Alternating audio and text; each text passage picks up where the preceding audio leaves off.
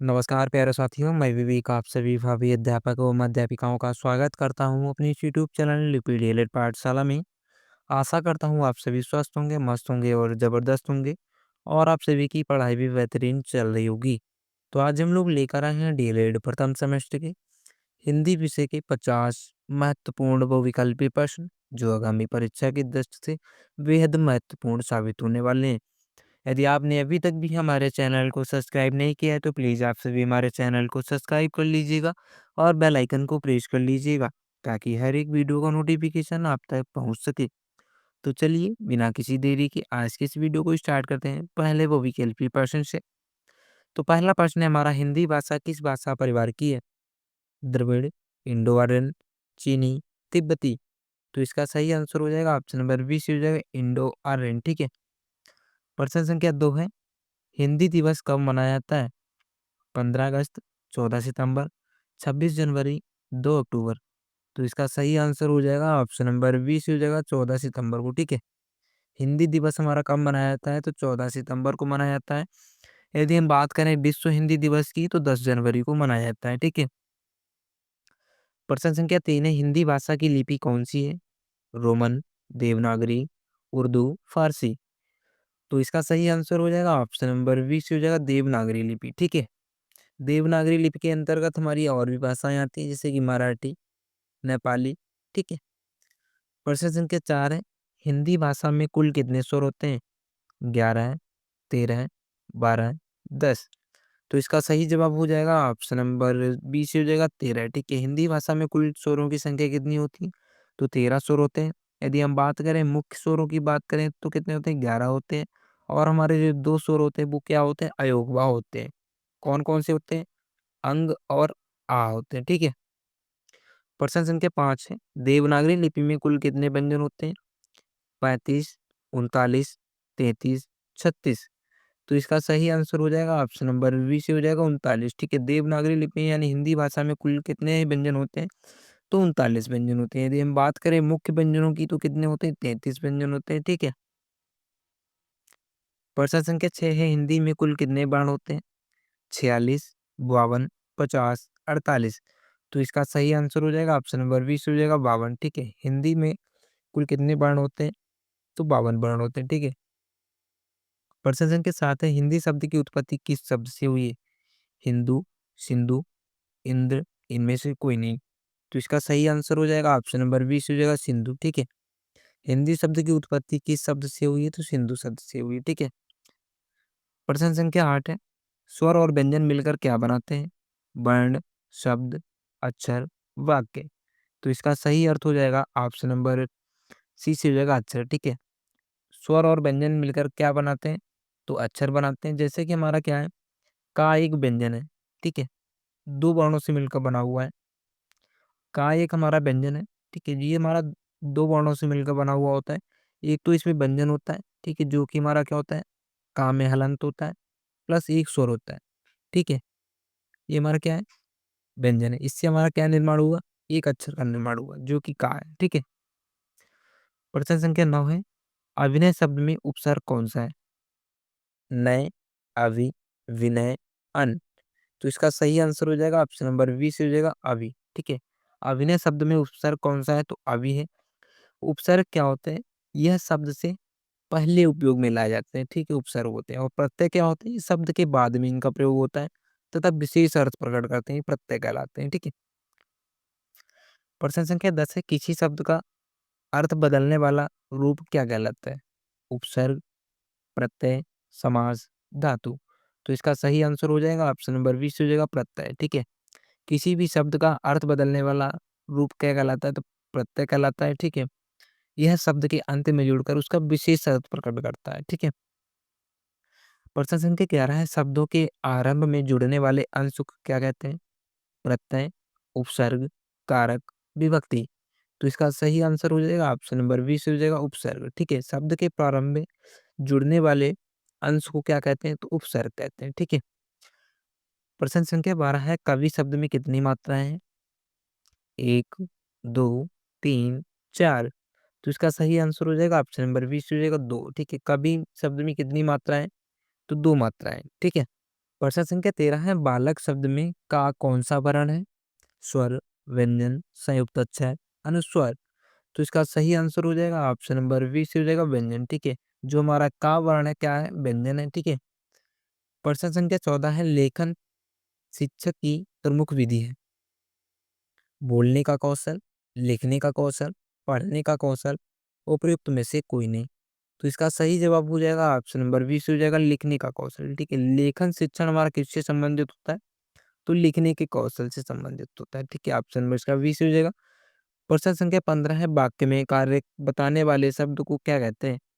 संज्ञा, सर्वनाम, क्रिया, विशेषण। तो इसका सही आंसर हो जाएगा ऑप्शन नंबर सी से हो जाएगा क्रिया। ठीक है, प्रश्न संख्या 16 है, रमणीय शब्द किस प्रकार का विशेषण है? गुणवाचक, संज्ञावाचक, परिणामवाचक, संबंधवाचक। तो इसका सही जवाब हो जाएगा ऑप्शन नंबर ए से हो जाएगा गुणवाचक। ठीक है, रमणीय शब्द किस प्रकार का विशेषण है हमारा? तो गुणवाचक में। ठीक है, प्रश्न संख्या 17 है, मैं, तुम, वह किस प्रकार के शब्द हैं? सर्वनाम, विशेषण, क्रिया, संज्ञा। तो इसका सही जवाब हो जाएगा ऑप्शन नंबर ए से हो जाएगा सर्वनाम। ठीक है, मैं, तुम, वह किस प्रकार के शब्द हैं? तो ये सर्वनाम है। ठीक है, प्रश्न संख्या 18 है, लाल शब्द का पर्यायवाची है श्याम, रक्त, धवल, कृष्ण। तो इसका सही आंसर हो जाएगा ऑप्शन नंबर बी से हो जाएगा रक्त। ठीक है, लाल शब्द का पर्यायवाची क्या हो जाएगा? रक्त। रक्त हमारा क्या होता है? लाल होता है। ठीक है, प्रश्न संख्या 19 है, अमावस्या का विलोम है पूर्णिमा, सूर्य, चांद, दिन। तो इसका सही आंसर हो जाएगा ऑप्शन नंबर ए से हो जाएगा पूर्णिमा। ठीक है, अमावस्या का विलोम क्या हो जाएगा? तो पूर्णिमा हो जाएगा। ठीक है, प्रश्न संख्या 20 है, बालक शब्द में प्रत्यय कौन सा है? का, लक, बाल, आ। तो इसका सही जवाब हो जाएगा ऑप्शन नंबर ए से हो जाएगा का। ठीक है, बालक शब्द में प्रत्यय कौन सा है हमारा? तो का हो जाएगा। ठीक है, राइट आंसर इसका ई हो जाएगा। प्रश्न संख्या 21 से वाक्य में कार्य करने वाले शब्द कहलाते हैं कर्ता, कर्म, क्रिया, विशेषण। तो इसका सही आंसर हो जाएगा ऑप्शन नंबर ए से हो जाएगा कर्ता। ठीक है, वाक्य में कार्य करने वाला शब्द क्या कहलाता है? तो कर्ता कहलाता है। ऑप्शन नंबर इसका ई से हो जाएगा। प्रश्न संख्या 22 से वह खेल रहा है, इसमें कौन सा काल है? भूतकाल, वर्तमान काल, भविष्य काल, अनिश्चित काल। तो इसका सही जवाब हो जाएगा ऑप्शन नंबर बी से हो जाएगा वर्तमान काल। ठीक है, वह खेल रहा है मतलब अभी भी खेल रहा है, तो काम वर्तमान में हो रहा है। ठीक है, ऑप्शन नंबर इसका बी से हो जाएगा। प्रश्न संख्या 23 है, जल शब्द का पर्यायवाची नहीं है नीर, तोय, अग्नि, पय। तो इसका जो राइट आंसर हो जाएगा ऑप्शन नंबर सी से हो जाएगा अग्नि। ठीक है, अग्नि हमारा किसका पर्यायवाची है? तो आग का पर्यायवाची, जबकि नीर, तोय और पय ये जल के पर्यायवाची हैं। ठीक है, प्रश्न संख्या 24 से वचन कितने प्रकार के होते हैं? 2 प्रकार के, 3 प्रकार के, 4 प्रकार के या फिर 5 प्रकार के। तो इसका सही जवाब हो जाएगा ऑप्शन नंबर ए से हो जाएगा 2 प्रकार के होते हैं। ठीक है, सस्वर वाचन होता है और मौन वाचन होता है। ठीक है, प्रश्न संख्या 25 है, स्पर्श व्यंजनों की संख्या कितनी होती है? 24, 33, 25, 52। तो इसका सही आंसर हो जाएगा ऑप्शन नंबर सी से हो जाएगा 25। ठीक है, स्पर्श व्यंजनों की संख्या कितनी होती है? तो 25 होती है। प्रत्येक वर्ग में कितने वर्ण होते हैं? हमारे 5 वर्ण होते हैं। ठीक है, प्रश्न संख्या 26 है, रात शब्द की संज्ञा कौन सी है? व्यक्तिवाचक, जातिवाचक, भाववाचक, द्रव्यवाचक। तो इसका सही जवाब हो जाएगा ऑप्शन नंबर सी से हो जाएगा भाववाचक। ठीक है, रात शब्द की संज्ञा कौन सी है? तो भाववाचक हो जाएगा। ऑप्शन नंबर इसका सी से हो जाएगा। प्रश्न संख्या 27 है, शिक्षक का स्त्रीलिंग रूप है शिक्षिका, अध्यापक, गुरु, इनमें से कोई नहीं। तो इसका सही आंसर हो जाएगा ऑप्शन नंबर ई से हो जाएगा शिक्षिका। ठीक है, शिक्षक का स्त्रीलिंग क्या हो जाएगा? तो शिक्षिका हो जाएगा। ऑप्शन नंबर इसका ई से हो जाएगा। प्रश्न संख्या 28 है, या, र, ल, हुआ किस प्रकार के व्यंजन है? ऊष्म संघर्षी, संयुक्त व्यंजन, स्पर्श संघर्षी, अंतःस्थ व्यंजन। तो इसका सही जवाब हो जाएगा ऑप्शन नंबर डी से हो जाएगा अंतःस्थ व्यंजन। ठीक है, अंतःस्थ व्यंजनों की संख्या कितनी होती है? तो 4 होती है। कौन कौन से होते हैं? या, र, ल, व। ठीक है, प्रश्न संख्या 29 है, लाल किला किस प्रकार का समास है? कर्मधारय है, द्वंद्व, तत्पुरुष, बहुव्रीहि। तो इसका सही जवाब हो जाएगा ऑप्शन नंबर ई से जो है कर्मधारय। ठीक है, कर्मधारय समास हमारा क्या होता है? तो कर्मधारय समास वह समास होता है जिसका पहला पद विशेषण और दूसरा पद क्या होता है? विशेष होता है। ठीक है, प्रश्न संख्या 30 है, राम ने रावण को मारा में रावण कौन है? कर्ता, कर्म, कारण, संबंध। तो इसका सही जवाब हो जाएगा ऑप्शन नंबर 20 हो जाएगा कर्म। ठीक है, राम ने रावण को मारा। ठीक है, तो प्रथमा ने द्वितीय को, यानी कर्ता ने कर्म को। ठीक है, तो इसका जो राइट आंसर हो जाएगा ऑप्शन नंबर 20 हो जाएगा कर्म। प्रश्न संख्या 31 है, निर्मल शब्द में उपसर्ग कौन सा है? मल, निर्मल, नीर, मलिन। तो इसका सही जवाब हो जाएगा ऑप्शन नंबर सी से हो जाएगा निर। ठीक है, निर्मल शब्द में उपसर्ग कौन सा है? तो निर है, ऑप्शन नंबर इसका सी से हो जाएगा। प्रश्न संख्या 32 है, लड़का शब्द किस लिंग का है? पुल्लिंग, स्त्रीलिंग, नपुंसकलिंग, इनमें से कोई नहीं। तो इसका सही जवाब हो जाएगा ऑप्शन नंबर ए से हो जाएगा पुल्लिंग। ठीक है, लड़का शब्द किस लिंग का है? तो पुल्लिंग का। इसका जो राइट आंसर हो जाएगा ऑप्शन नंबर ए से हो जाएगा। प्रश्न संख्या 33 है, सुंदरता शब्द की संज्ञा है? भाववाचक, द्रव्यवाचक, व्यक्तिवाचक, जातिवाचक। तो इसका जो राइट आंसर हो जाएगा ऑप्शन नंबर ई से हो जाएगा भाववाचक। ठीक है, सुंदरता हमारा किस शब्द की संज्ञा है? तो भाववाचक संज्ञा है। ठीक है, प्रश्न संख्या 34 से, अच्छा शब्द का विलोम है? बढ़िया, सच्चा, बुरा, सुंदर। तो इसका सही जवाब हो जाएगा ऑप्शन नंबर सी हो जाएगा बुरा। ठीक है, अच्छा का विलोम शब्द क्या हो जाएगा? तो बुरा हो जाएगा। ठीक है, प्रश्न संख्या 35 से, अपमान शब्द में उपसर्ग कौन सा है? अप, आप, मान, आ। तो इसका सही आंसर हो जाएगा ऑप्शन नंबर ई हो जाएगा अप। ठीक है, अपमान शब्द में उपसर्ग कौन सा है? तो अप है। ठीक है, प्रश्न संख्या 36 है, लुंठित व्यंजनों की संख्या होती है? 1, 2, 3, 4। तो इसका सही जवाब हो जाएगा ऑप्शन नंबर ई से हो जाएगा 1। ठीक है, लुंठित व्यंजनों की संख्या होती है तो कितनी होती है? 1 होती है। ठीक है, प्रश्न संख्या 37 है, शब्द का अर्थ है ध्वनि, वाक्य, वर्णों का समूह, भाषा। तो इसका सही जवाब हो जाएगा ऑप्शन नंबर सी से हो जाएगा वर्णों का समूह। ठीक है, शब्द का अर्थ क्या होता है? तो वर्णों का समूह होता है। ठीक है, वर्णों का समूह यानी वर्णों का सार्थक समूह होता है। ठीक है, प्रश्न संख्या 38 है, अच्छाई शब्द में प्रत्यय कौन सा है? अच, छा, आई, चाई। तो इसका सही जवाब हो जाएगा ऑप्शन नंबर सी हो जाएगा आई। ठीक है, अच्छाई शब्द में प्रत्यय कौन सा होता है? तो आई होता है, ऑप्शन नंबर इसका सी हो जाएगा। प्रश्न संख्या 39 से, अधोलिखित में से अविकारी शब्द कहलाते हैं? संज्ञा, सर्वनाम, विशेषण, क्रिया विशेषण।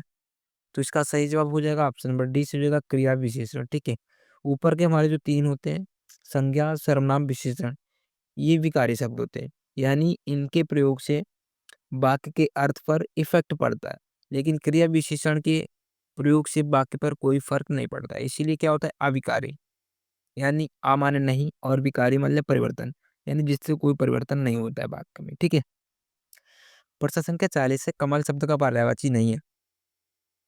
जलज, नलिन, सरोज, पत्र।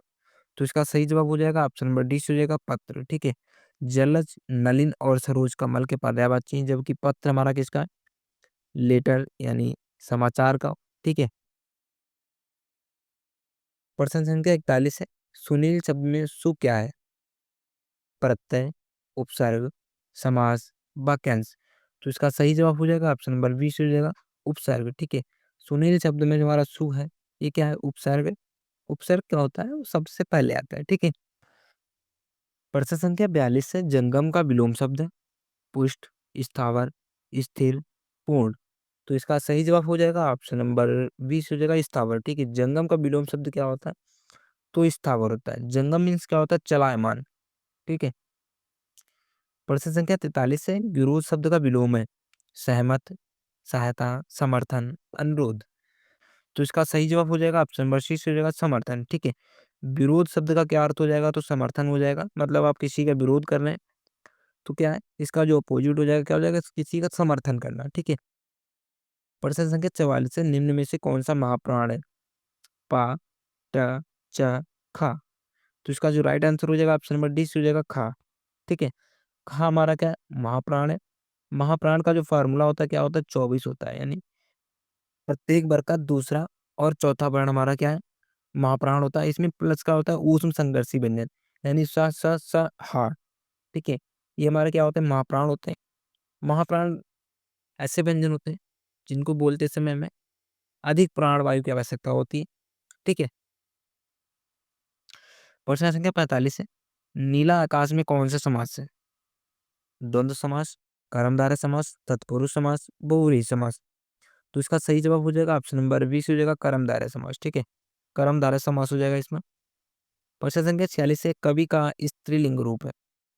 कवयत्री, कविका, कविता, कवि जी। तो इसका जो राइट आंसर हो जाएगा ऑप्शन नंबर ए हो जाएगा कवयत्री, ठीक है।